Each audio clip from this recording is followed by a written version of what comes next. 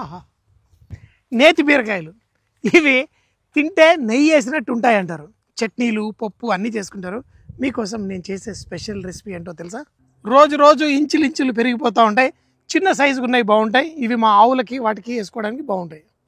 ఏమి నెయ్యి ఉందో మా ఆవులు కూడా తినట్లేదు.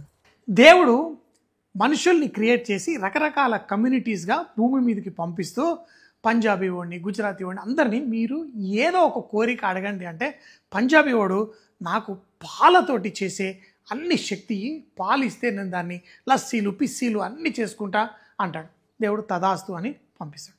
గుజరాతీ వాడు నేను ఏ కూరనైనా స్వీట్గా చేయొచ్చు అంటే నువ్వు ఏ కూర చేసినా కొంచెం పంచదార వేసుకో పో అని తదాస్తు అన్నాడు. కేరళ వాడు వచ్చేసరికి వాడు నా కొబ్బరికాయలతోటి అన్ని రకరకాలు చేసుకోగలగాలంటే అన్ని కూరల్లో కొబ్బరి వేసుకొని పో అన్నాడు. మరి మన తెలుగోడి టైం వచ్చేసరికి తెలుగోడు ఏమన్నాడు, ఏది తినే పదార్థం దొరికినా దాంతో పచ్చడి చేసే శక్తి నాకు ఇమ్మన్నాడు. దేవుడు తదాస్తు అన్నాడు. అయినా తెలుగోడు ఊరుకున్నాడా? లేదు. తిరిగి దేవుడా నేను ఏది చేసినా నెయ్యేసి చేసిన చట్నీలా తయారు చేయంటే నీ కకృతి ఆపు, ఒక కూరగాయ ఇస్తాను, అది నేతి బీరకాయ, దాంతో చెయ్యి, ఏది చేసినా నెయ్యేసినట్టే ఉంటుంది అన్నాడు. మరి ఈరోజు ఆ నేతి బీరకాయతో ఆ నెయ్యి టేస్ట్ ఇచ్చే 2 డిష్లు చేసుకుందాం. మరి ఆ నేతి బీరకాయ చట్నీ చేసుకోవడానికి కొంచెం నూనె వేసుకోండి. వేసి దాంట్లో జీలకర్ర, బాగా నూనె వేడి ఉండాల్సిన అవసరం లేదు. ఇలా జీలకర్ర కొంచెం చిట్టుపట్లాడుతుంటే ఇందులో పల్లీలు వేసుకోండి. పల్లీలు వేసి ఉయ్యాలో జంపాలో ఉయ్యాలో జంపాలో అని ఈ పల్లీల్ని మనం స్లోగా వేయించుకోండి. పల్లీలు లోపల దాకా వేగాలి అంటే తక్కువ మంటలో కొంచెం ఎక్కువసేపు వేయించుకుంటే ఆ స్వీట్నెస్ అనేది బయటకు వస్తుంది. కొంచెం రంగు వచ్చిన తర్వాత ఇందులో చింతపండు, అలాగే వెల్లుల్లి రెబ్బలు కూడా వేసుకోండి. కొంచెం వేగుతున్నప్పుడు దీంట్లో పచ్చిమిరపకాయలు, అలాగే నేతి బీరకాయ ముక్కలు.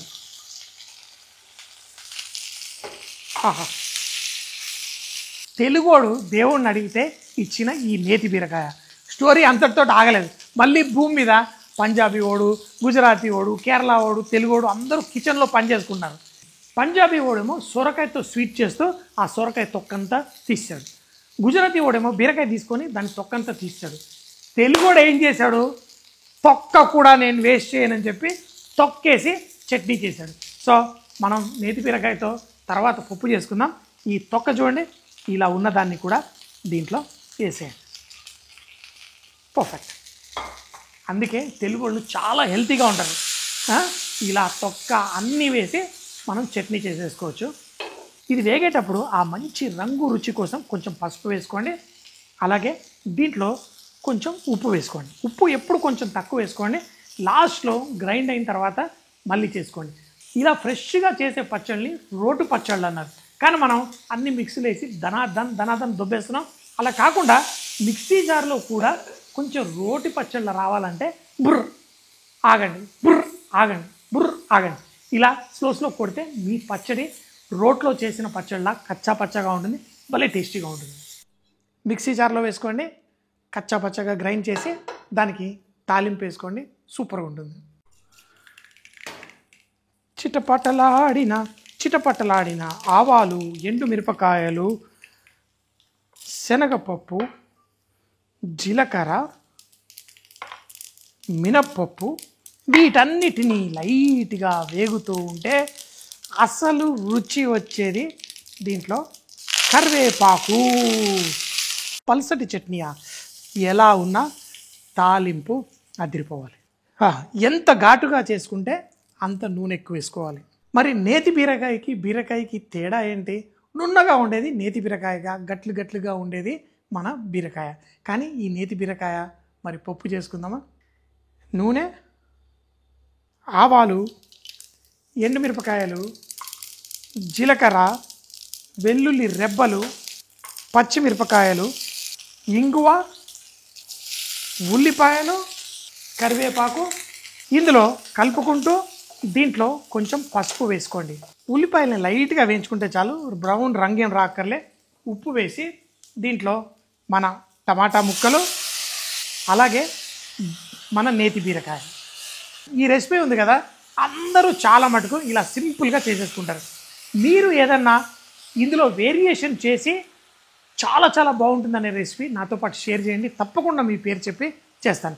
సో మరి ఈ నేతి బీరకాయ, ఈ టమాటా ఇలా వేసుకొని అవసరం అనుకుంటే కొన్ని నీళ్లు పోసి దీన్ని మంచిగా ఉడకనిద్దాం. చూడండి, చాలా ఫాస్ట్గా ఈజీగా కుక్ అయిపోతుంది. అయితే కావాలనుకుంటే ఘాటు కోసం కొంచెం కారం వేసుకోండి. పచ్చిమిరపకాయల కారం ఇంకా టేస్టీగా ఉంటుంది, కానీ కారం కావాలనుకున్న వాళ్ళు వేసుకోవచ్చు. ఇప్పుడు ముందుగానే ఉడికించిన కందిపప్పు ఇందులో వేయండి. అంతే, డన్ డీల్. మన నేతి బీరకాయ పప్పు రెడీ. చట్నీ గ్రీన్గా ఉంది కదా, అందుకని దీంట్లో కొంచెం కారం వేసా, ఆ టేస్ట్ అదిరిపోతుంది. అంతే, ఉప్పు అడ్జస్ట్ చేసుకోండి. ఒక్క బాయిల్ వస్తే చాలు, మన పప్పు కూర రెడీ. కారం పప్పు, ఇలా కారం వేసి పప్పు తిని చాలా రోజులు అయింది. So perfect. ఆ నేతి బీరకాయ ముక్కలు సాఫ్ట్గా, ఆహా. చూడండి, నన్ను అందరూ కుండెడు పప్పు వేసుకొని తింటా అంటాడు. ఇదిగోండి, ఇంత బౌల్ పప్పు ఇస్తే ఇంతే అన్నం వేసుకొని మొత్తం కలిపి తినేస్తాను, ఎందుకంటే అంత టేస్టీగా ఉంటుంది.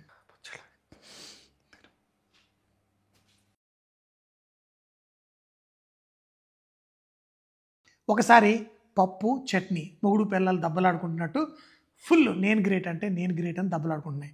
అప్పుడు సీన్లోకి మల్లెపూలు లాంటి అన్నం వచ్చింది, మ్యాటర్ సెటిల్ అయిపోయింది. సో ఎప్పుడైనా మల్లెపూలు లాంటి అన్నమైనా దెబ్బలాట్లుంటే మ్యాటర్ సెటిల్ చేస్తుంది. చక్కగా చట్నీ ఓ పక్క, పప్పు ఓ పక్క, ఆ మల్లెపూలు లాంటి అన్నాన్ని కలుపుకోండి. ఫస్ట్ చట్నీని లైట్గా, ఇప్పుడు ఈ పప్పుకు కూడా మజా వచ్చేస్తుంది. రకరకాల చట్నీలు చేసి పప్పు కూరలతో ఎంజాయ్ చేయొచ్చు. చేసుకోండి, దే తినండి, ఫుల్గా ఎంజాయ్ చేయండి.